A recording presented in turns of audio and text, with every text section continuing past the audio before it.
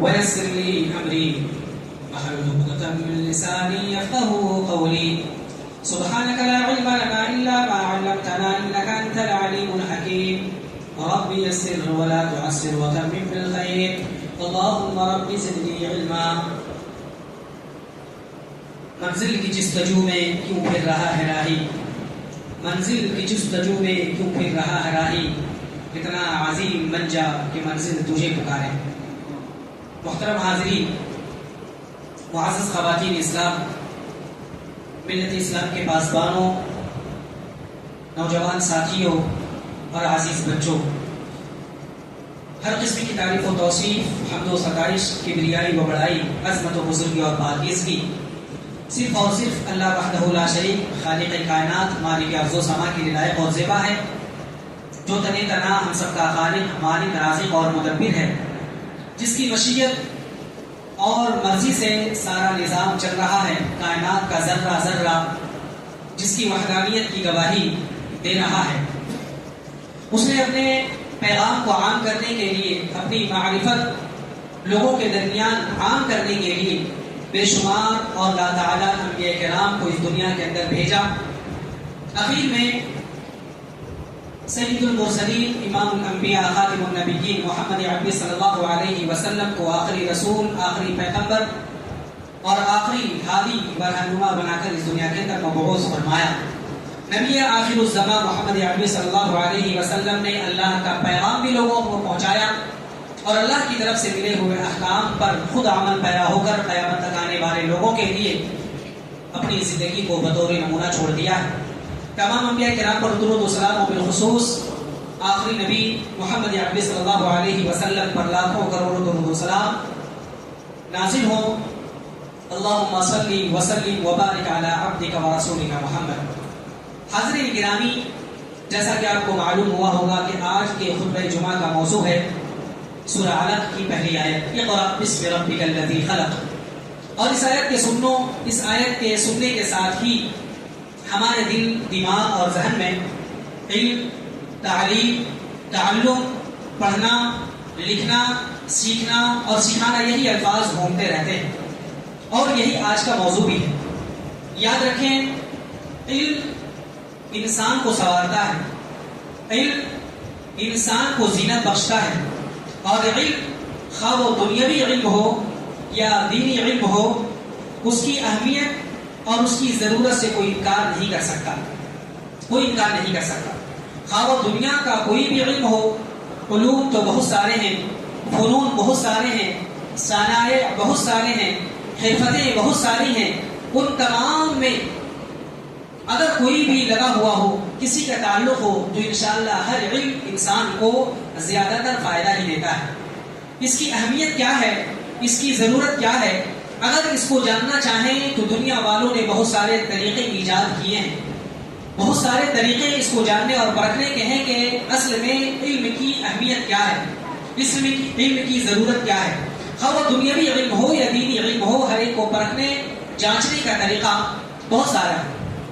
لیکن اگر ہم بحیثیت مسلمان صرف قرآن کی آیات، وہ آیات جن کے اندر علم اور علماء کا مقام و مرتبہ بتایا گیا ہے، علم کی اہمیت اور ضرورت پر زور دیا گیا ہے، اور وہ احادیث جن کے اندر علم کی تعریف کی گئی ہے اور جہالت کی مذمت کی گئی ہے، اگر انہی کو ہم سامنے رکھیں، زیادہ دوسروں طریقوں پر نہ جا کر صرف ان کو ہم محدود دائرے میں ہم دیکھنا چاہیں، تب بھی ہمیں معلوم ہو جاتا ہے کہ اس کی اہمیت اور ضرورت کیا ہے.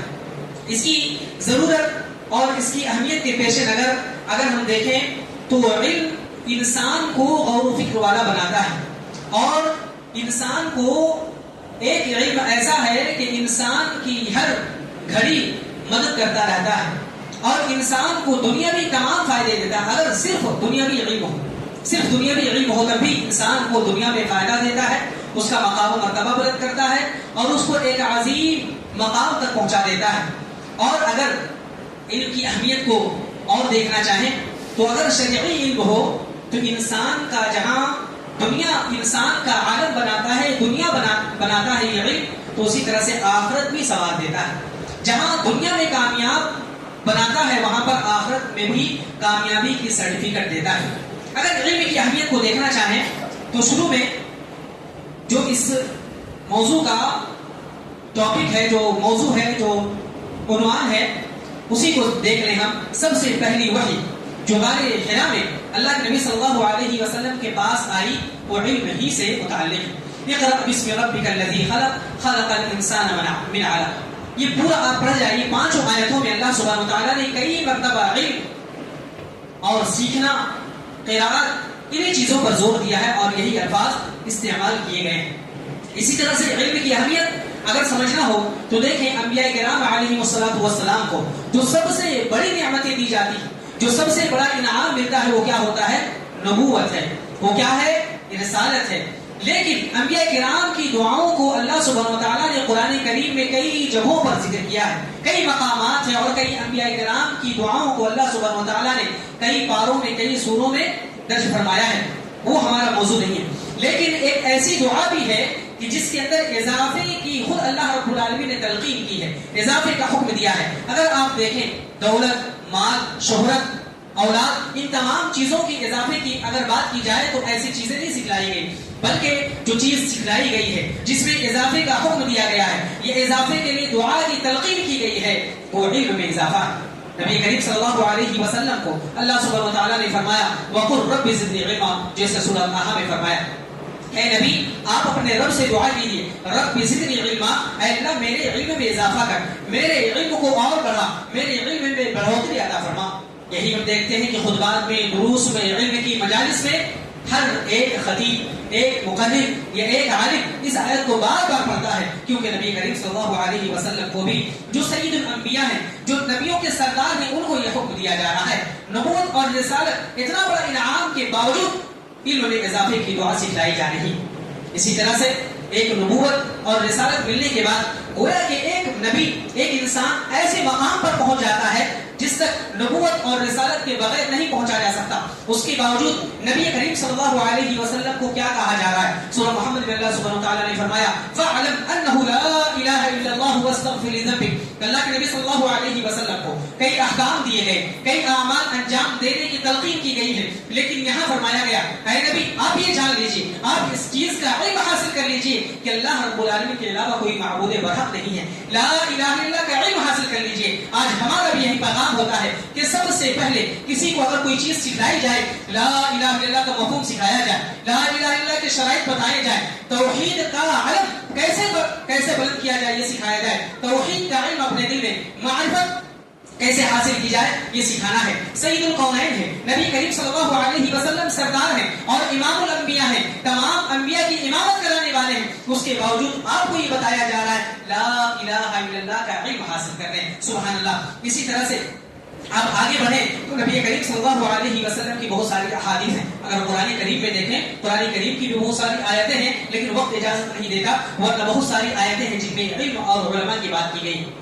اس کے بعد اگر ہم احادیث کی طرف لوٹیں تو دیکھیے نبی کریم صلی اللہ علیہ وسلم نے سینکڑوں اور ہزاروں کی تعداد میں ایسی حدیثیں ملیں گی اور حدیثوں کے ایسے قصے ملیں گے جہاں پر نبی کریم صلی اللہ علیہ وسلم نے علم کی اہمیت بتائی ہے، علم کی فضیلت بتائی ہے، اہل علم سے رشتہ جوڑنے کا حکم دیا ہے اور اہل علم کے مقام و مرتبے پہ بات کہی گئی ہے۔ لیکن صرف ایک حدیث جو اگر دیکھیں تو اس ایک حدیث کے اندر ہی نبی کریم صلی اللہ علیہ وسلم نے علم اور علم دین حاصل کرنے والے کا مقام و مرتبہ کس طرح سے بیان کیا ہے۔ ابو داؤد، مسند احمد، سنن ترمذی وغیرہ کی روایت ہے۔ راوی حدیث مشہور صحابی رسول حضرت ابو قتادہ رضی اللہ عنہ ہیں۔ نبی کریم صلی اللہ علیہ وسلم نے ارشاد فرمایا، بہت ہی مشہور حدیث ہے، من سلک طریقا یلتمس فیہ علما سہل اللہ لہ بہ طریقا الی الجنہ، اور دوسرے الفاظ کے ساتھ بھی یہ حدیث مروی ہے۔ کیا فرمایا کہ جو شخص علم کے راستے پر نکلتا ہے، علم کے راستے پر چلتا ہے، سہل اللہ لہ بہ طریقا الی الجنہ، اللہ رب العالمین اس کے لیے آخرت کا یہ جنت کا راستہ آسان کر دیتا ہے۔ اہل علم نے اس کے تعلق سے اس کی تفسیر اور اس کی تشریح میں لکھا ہے کہ اللہ رب العالمین ایسا نہیں ہے کہ علم کے راستے میں نکلنے کے بدلے میں جنت کا راستہ آسان کر دیتا ہے، بلکہ صرف نکلنا ہی وہ جنت کے راستے پر چلا دیتا ہے، سبحان اللہ۔ گویا کہ ایک انسان جب وہ علم کے راستے پر چلتا ہے تو حقیقت میں علم کے حصول کے لیے نہیں، جنت کے حصول کے لیے وہ چل رہا ہے۔ جس طرح سے علم کی راہیں وہ طے کرتا رہتا ہے اور علم کی سیڑھیوں پر چڑھتا رہتا ہے، گویا کہ وہ جنت سے اور قریب ہوتا جاتا ہے، سبحان اللہ۔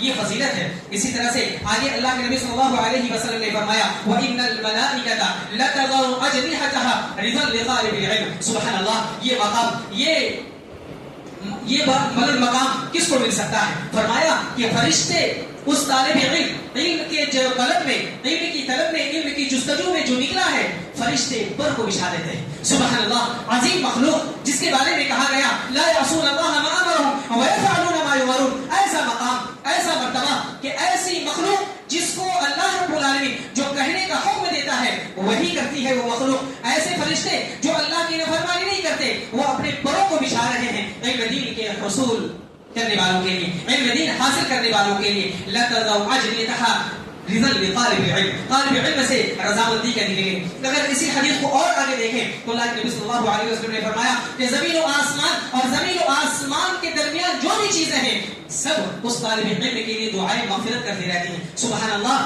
آسمان و زمین کی تمام چیزیں، تمام مخلوقات اس طالب علم کے لیے مغفرت کی دعا کرتی ہے. کتنا بڑا مقام و مرتبہ ہے. اور صرف نہیں بلکہ فرمایا والحیتان فی جوف الماء، صرف آسمان و زمین کے درمیان نہیں، زمین کے نیچے جو پانی ہے اور پانی کے اندر جو مچھلیاں ہیں وہ مچھلیاں بھی سبحان اللہ طالب علم کے لیے مغفرت کی دعا کر رہی ہیں. ایک نقطہ یہ بتایا جا سکتا ہے یہاں پر، یہ سوال ہو سکتا ہے کہ مچھلیوں کو کیا پڑی ہے، مچھلیوں کو کیا فائدہ ہے، تمام مخلوقات کو کیا فائدہ ہے کہ طالب علم کے لیے دعا کرے. تو سبحان اللہ، علماء نے بہت ہی بہترین نقطہ بیان کیا ہے. بیان یہ کیا ہے وہ مچھلیاں اس لیے مغفرت کی دعا کرتی ہیں کہ وہ جو مچھلیاں ہیں ان کو کھانے کا طریقہ، جو جائز چیزیں ہیں ان کو کھانے کا، اور جو حلال چیزیں ہیں ان کو کھانے کا جو سبب اور جو طریقہ بتلاتا ہے وہی طالب علم بتاتا ہے، ایک عالم دین بتاتا ہے. ایک عالم دین کے لیے ہر مخلوق اس لیے دعا کرتی ہے کہ حلال کیا ہے، حرام کیا ہے، وہ تمام چیزیں ایک عالم دین ہی بتا سکتا ہے، ایک طالب علم بھی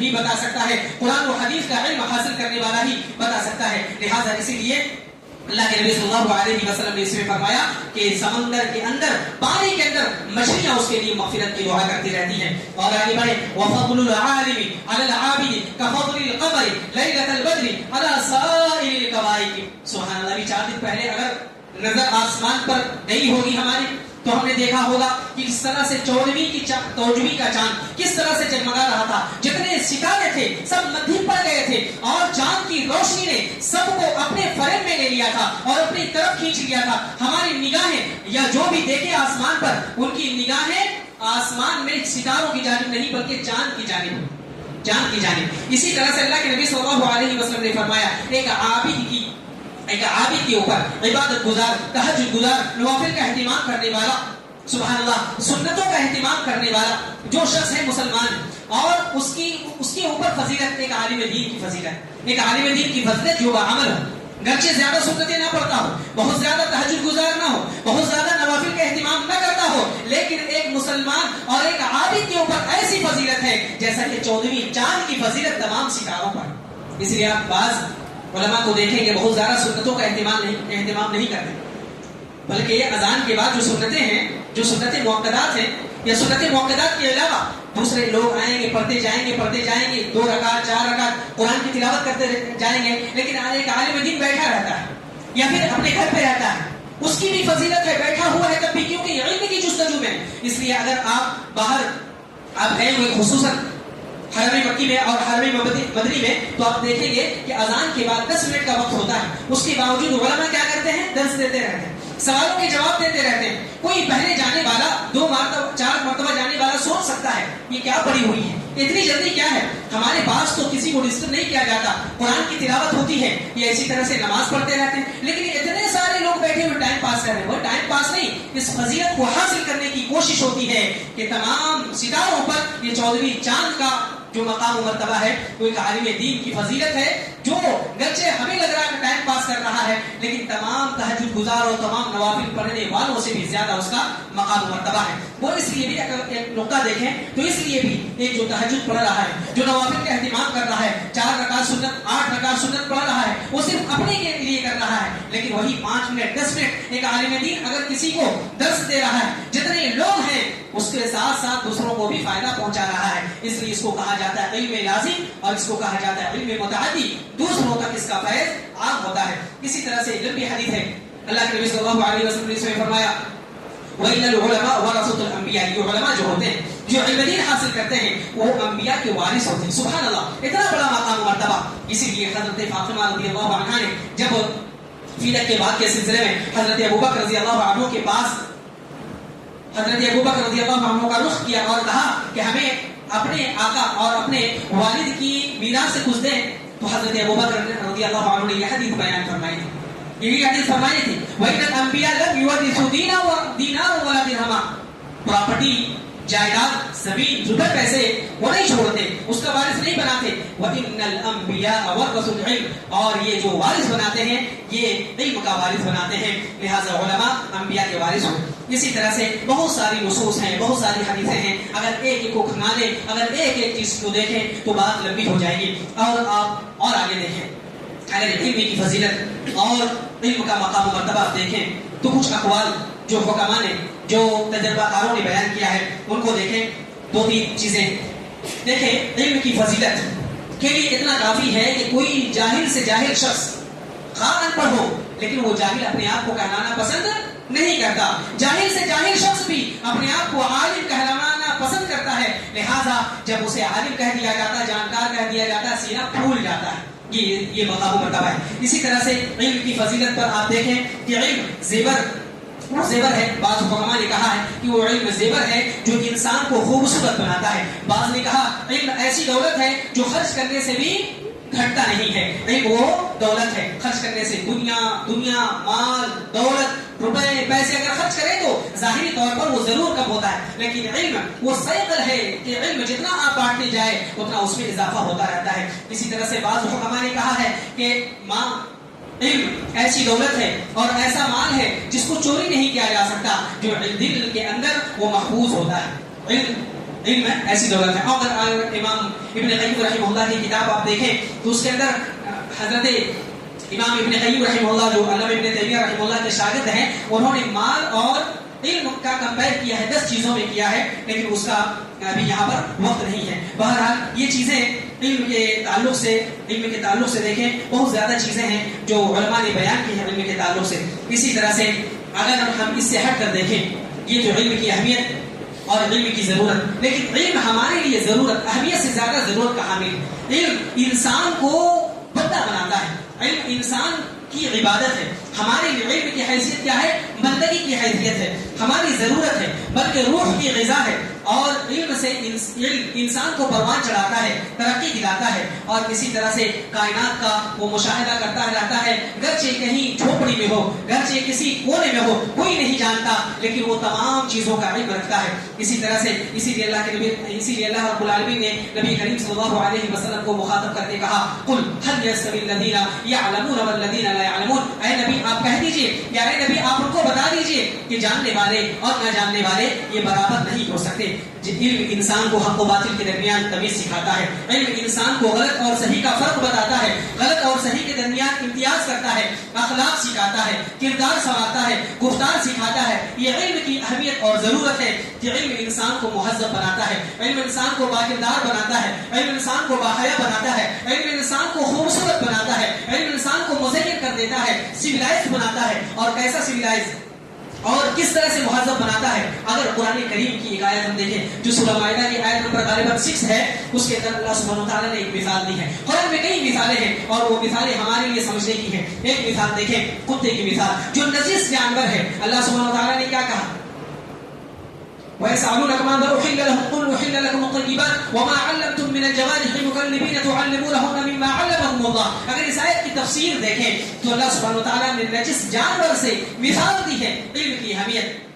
کہ اگر کتا عام کتا ہو، اگر وہ کسی کا شکار کر لے، کیا کریں؟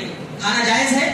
نہیں جائز ہے، حرام ہے، ناپاک ہے. لیکن اگر وہی سدھایا ہوا کتا، اگر وہی قلب معلم کہا جاتا سکھایا ہوا کتا، جس کو علم کا زیور پہنا دیا گیا ہو، جسے سکھا دیا گیا ہو، جسے ٹرینڈ کر دیا گیا ہو، وہ کتا اگر کوئی شکار پکڑتا ہے تو وہ کتا جو شکار پکڑ کر لایا ہے وہ شکار کھانا بھی جائز ہو جاتا. کیوں؟ کیونکہ وہ معلم ہے، سکھایا گیا ہے اسے. سبحان اللہ، سدھایا گیا ہے جسے کہتے ہیں. لہذا اہل علم کہتے ہیں اس سلسلے میں تحقیق کرنے والوں نے بتایا ہے ایسا کیوں؟ یہ بھی کتا ہے وہ بھی کتا ہے، یہ اس لیے کہ جو عام کتا ہے جب شکار پکڑتا ہے تو اپنا لعاب اپنا تھوک اس میں لگا دیتا ہے، اس کے اندر جو خباثت ہوتی ہے جو کتا پن ہے وہ ظاہر ہو جاتا ہے اور اس شکار میں وہ بھی آ جاتا ہے، وہ بھی داخل ہو جاتا ہے، لہذا ایسا شکار کا کھانا حرام ہے۔ جبکہ یہ کتا جو ٹرینڈ ہے جو سکھایا گیا ہے جس کو علم کے زیور سے آراستہ و پیراستہ کیا گیا ہے، یہ کتا جب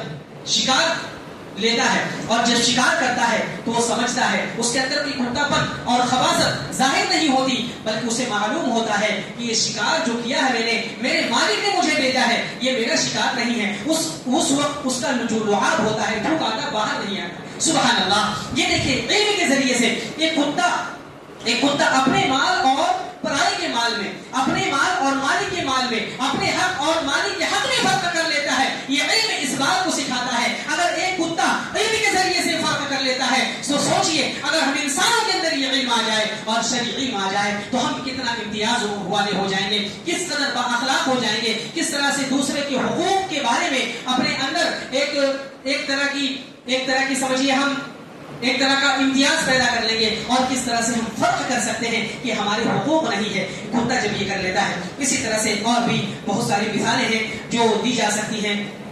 اس کے بعد اگر ہم دیکھیں ہمارا معاشرہ اور ہم جب اپنے معاشرے میں دیکھتے ہیں، ہم بحیثیت قوم، بحیثیت مسلمان اپنے یہاں دیکھیں تو ہم بہت جلد باز قوم ہیں۔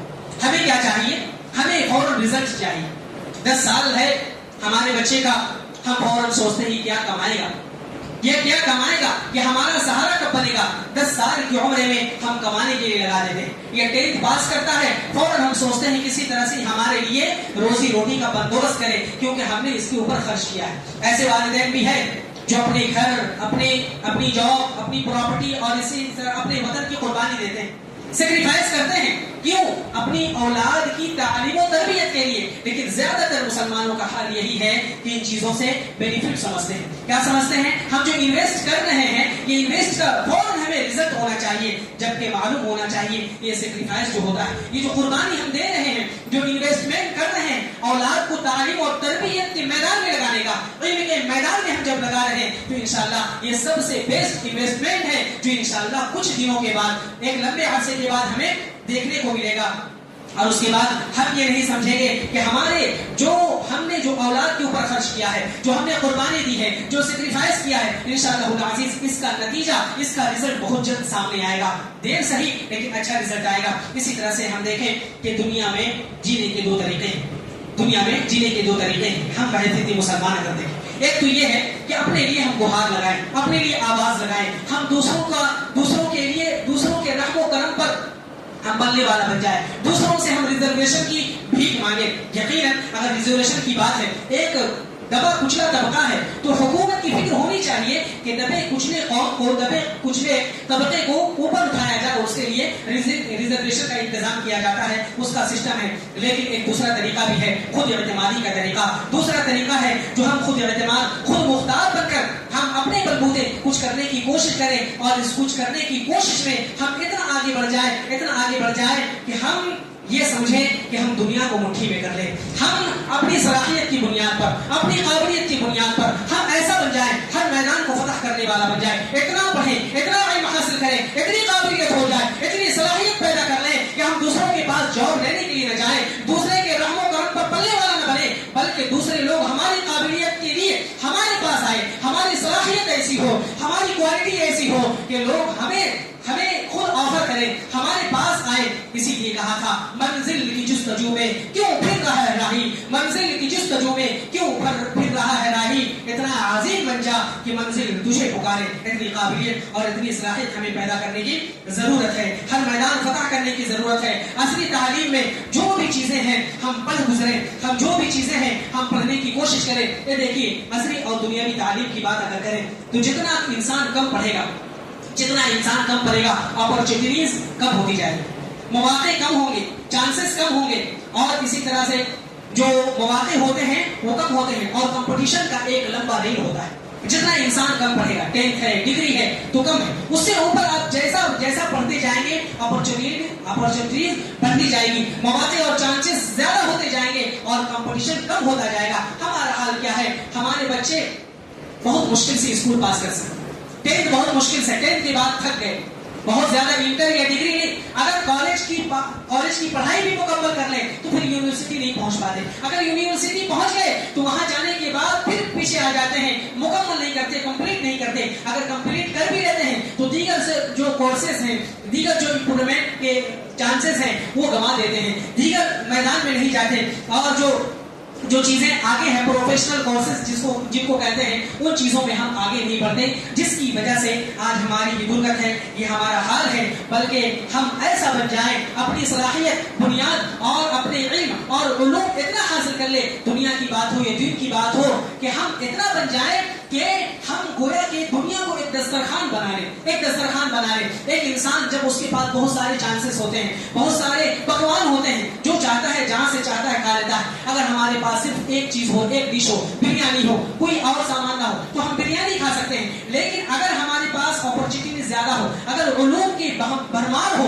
تو ہم کیا کریں گے, دسترخوان میں جس طرح سے کئی پکوان ہیں, جو چاہیں اپنی پسند کی, یہ پسند نہیں ہے یہ کھا لیں, یہ پسند نہیں یہ کھا لیں. ہمارے پاس کوئی دوسرا آپشن ہی نہیں ہوتا. یہ ہمارے معاشرے کی حالت ہے یا ہمارے مسلمانوں کی حالت ہے. یہ چند باتیں تھیں. اب ایک دو بات بس معذرت چاہتا ہوں, کچھ زیادہ بات ہو رہی ہے, لیکن مائک کی وجہ سے 2-3 منٹ جو ضائع ہوا, انشاءاللہ میں سمجھتا ہوں کہ اس کی بھرپائی اگر ہو تو آپ لوگ مجھے معذور سمجھیں گے. آگے دیکھیں, ایک شرعی علم, یہ تو بات ہو رہی تھی دنیاوی علم بھی اور شرعی علم بھی, دونوں ملا کر کے. دونوں فائدے ہیں, دنیا میں بھی اس کے فائدے ہیں اور آخرت میں بھی فائدے ہیں. لیکن شرعی علم یہ بھی ضروری ہے, شرعی علم یہ بھی ضروری ہے. قرآن و حدیث کی نصوص پر اگر غور کریں تو جہاں دنیاوی علم کے فائدے بتائے گئے ہیں, وہاں شرعی علم پر ہمیں زور دیا گیا ہے. یہ اگر ہم بحیثیت مسلمان دیکھیں تو دنیاوی علم اگر حاصل کریں, کوئی ڈاکٹر بنتا ہے, کوئی انجینئر بنتا ہے, کوئی پروفیسر بنتا ہے, کوئی ایڈوکیٹ بنتا ہے, کوئی کچھ بنتا ہے, کوئی کچھ بنتا ہے, یقیناً اس کے فائدے ہیں. لیکن شرعی علم سے انسان آخرت بھی سنوارتا ہے. جیسا کہ شروع میں نے بتایا تھا, ہم سب کچھ بنتے ہیں لیکن ایک مسلمان بھی ہمیں بننا ہے. پہلے مسلمان بنے. ہم سب کچھ بننے کے بعد اگر مسلمان نہ بنے تو یقیناً یہ دینی علم محدود ہے اور محدود دائرے میں یہ بات کر سکتا ہے. اسی طرح سے ہمیں دنیاوی فائدے تو دے سکتا ہے, لیکن دنیاوی جو شرور ہیں, دنیاوی جو فتنے ہیں, آخرت میں چھوڑ دیں, دنیا کے فتنے سے بھی ہمیں محفوظ نہیں رکھ سکتا. دنیا کے لہذا ہمیں چاہیے کہ دینی علم سے ہم اپنے بچوں کو ضرور روشناس کرائیں. دینی علم کے ذریعے سے ہواؤں میں اڑ سکتا ہے انسان پرندوں کی طرح. دینی علم کی بدولت اگر دنیاوی علم کی بدولت دیکھیں تو سمندر کے اندر مچھلیوں کی طرح تیر سکتا ہے. لیکن افسوس, صرف اگر دنیاوی علم ہو, دینی علم سے کوئی ناکارہ ہو, ناواقف ہو, تو زمین پر بھی اگر چلے تو مسلمان یا انسان کی طرح نہیں چل سکتا. لہذا دینی علم بہت ضروری ہے. انسان کو پل پل اور ہر موڑ پر اس کی تعلیم و تربیت کا یہ انتظام کرتا ہے. لہذا ہمیں چاہیے کہ ہم بیٹی پڑھاؤ یا بیٹا پڑھاؤ سب کچھ کریں, لیکن ہم ضروری ہے کہ اپنے رب سے بھی ملائیں, رب سے لگاؤ رکھیں اور رب سے اس کا تعلق مضبوط کرنے کی کوشش کریں. اس کے لیے توحید, معرفت نبی, معرفت رسول, معرفت دین, یہ جو قبر کے سوال ہے, کم از کم ہمارے بچوں کو جو 10th کے ہیں, ڈگری کے ہیں یا کالج کے ہیں یا اسی طرح سے آگے یونیورسٹی میں چلے گئے, ان کو معرفت دین نہیں معلوم, دین کا علم یا دین کا مقام و مرتبہ نہیں معلوم. اس لیے آج ہم دیکھتے ہیں ارتداد کے لوگ شکار ہو رہے ہیں. دوسرے جو فتنے ہیں, خواہ وہ دعات کا فتنہ ہو, خواہ وہ غیر عالم کا فتنہ ہو, یا اسی طرح سے دوسرے جو نئے فتنے ہمارے پاس آ رہے ہیں. ہمارے نوجوان بیٹے کی شکل میں ہو, بیٹی کی شکل میں ہو, سب اس کی عزت میں آ رہے ہیں. لہٰذا ایسے فتنوں سے اپنے آپ کو بچانے کی ضرورت ہے. یہ عقائد ہو, بدعات ہو, خرافات ہو, یہ جو تمام فتنے ہیں, علامہ ابن باز رحمہ اللہ نے اس لیے کہا تھا, جتنی گمراہیاں ہیں, جتنی ضلالتیں ہیں, سب کا علاج ہے کہ دینی علم سے انسان آراستہ و پیراستہ ہو جائے. تو انشاءاللہ العزیز اس کے ذریعے سے دنیا بھی سنورے گی اور آخرت میں بھی اچھا مقام و مرتبہ ملے گا. ایک انسان جب دینی علم سیکھتا ہے, دنیاوی علم کے ساتھ ساتھ, تو پھر اپنے شوہر, اپنی بیوی کے حقوق بھی جانتا ہے, اپنے بھائی کے حقوق بھی جانتا ہے. اور بچے پڑھ لینے کے بعد صرف دنیاوی علم ہو تو باپ کا جنازہ بھی نہیں پڑھا سکتا, بلکہ باپ کے انتقال کے بعد, ماں کے انتقال کے بعد باپ کے لیے کیا دعا کرنا چاہیے, ماں کے لیے کیا دعا کرنی چاہیے, کیسے صدقہ جاریہ ہم بنے, ہم یہ بچے نہیں سمجھ سکتے. لہٰذا ہمیں چاہیے کہ ہم دنیاوی علم میں جہاں آگے بڑھائیں, وہاں دینی علم کو بھی ضرور ضرور ہم آگے بڑھانے کی کوشش کریں. اس کے لیے اس مسجد میں بھی اور دوسرے مساجد میں بھی دروس ہوتے ہیں, اسی طرح سے مکاتب ہیں. ایسے تمام چانسز, تمام مواقع کا ہمیں پورا فائدہ اٹھانا چاہیے, غنیمت سمجھتے ہوئے. جہاں سے اچھا علم ملے, معتبر علماء کے ذریعے سے ملے, مستند علماء کے ذریعے سے ملے, ہم تمام علوم کو اپنے اندر پنونے کی کوشش کریں. اپنی اولاد کو, اپنے بچوں اور بچیوں کو ان علوم میں آگے بڑھانے کی کوشش کریں, تو انشاءاللہ العزیز ہماری دنیا بھی سنورے گی. ہم اپنے آپ میں مطمئن ہوں گے کہ ہم نے حق ادا کر دیا, اور انشاءاللہ جب رب کے دربار میں ہم حاضر ہوں گے تو کہہ سکتے ہیں اللہ دنیاوی علم ہم نے دیا, لیکن دینی علم سے ہم نے انہیں دور نہیں رکھا, محروم نہیں رکھا. اللہ تیری معرفت ہم نے سکھائی تھی. انشاءاللہ العزیز ہم وہاں پہ سرخ ہوں گے. اللہ سبحانہ وتعالیٰ سے دعا ہے رب کریم ہم تمام لوگوں کو دنیاوی علم کے ساتھ ساتھ دینی علم میں پختگی پیدا کرنے کی توفیق عطا فرمائے. رب کریم ہم تمام لوگوں کو جو بھی حقوق ہیں, حقوق اللہ ہو یا حقوق العباد ہو, تمام کو حاصل کرنے کی توفیق عطا فرما. علم کے میدان میں ہم تمام لوگوں کو ترقیوں کی منازل طے کرنے کی توفیق عطا فرما. اے اللہ ہم سے جو بھی غلطی ہوئی ہے, غلطی کو معاف فرما دے. اے اللہ ہمارے مقام مرتبہ اور ہماری ترقیاں جو رکی ہوئی ہیں رب العالمین ان کو پروان چڑھانے کی ہمیں توفیق عطا فرما. جب تک دنیا میں زندہ رکھ, دین اسلام پر قائم رکھ, اور جب ہمارا خاتمہ ہو خاتمہ بالخیر نصیب عطا فرما, اور مرتبہ کلمہ توحید کی توفیق دے. آمین یا رب العالمین. بارک اللہ لی ولکم فی القرآن العظیم ونفعنی وإیاکم بما فیہ من الآیات والذکر الحکیم. انہ تعالی جواد کریم ملک بر رؤوف رحیم.